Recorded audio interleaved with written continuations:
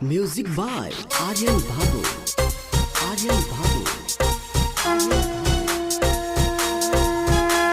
प्रेम से बोला सरस्वती मैया की।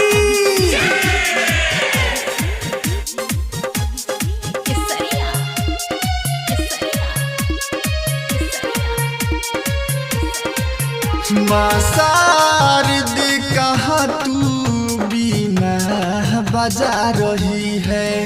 माँ शारद कहाँ तू बीना बजा रही है। किस मंजू ज्ञान से तू जग को लुभा रही है।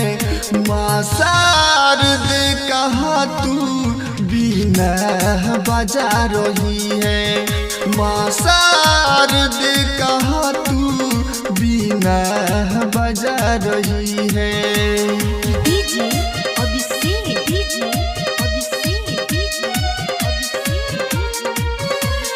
केसरिया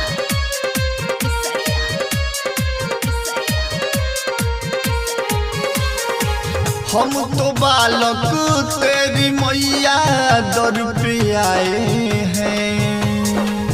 आते आते इस जहाँ की ठोकर खाए हैं।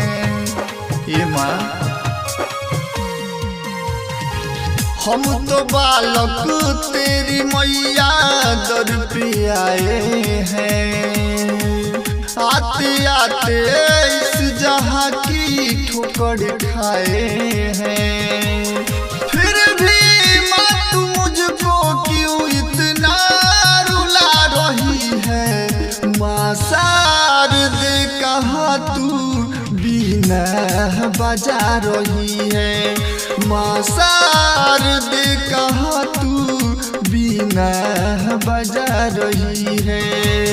डीजे अभिषेक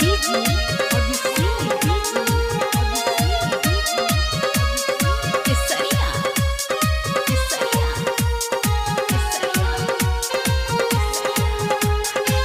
केसो कमल लाल कहता है मैया झोली तू भर दे।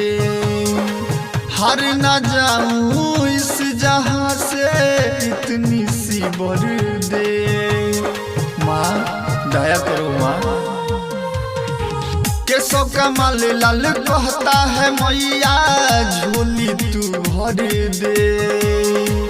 हर न जाऊं इस जहां से इतनी सी बर दे।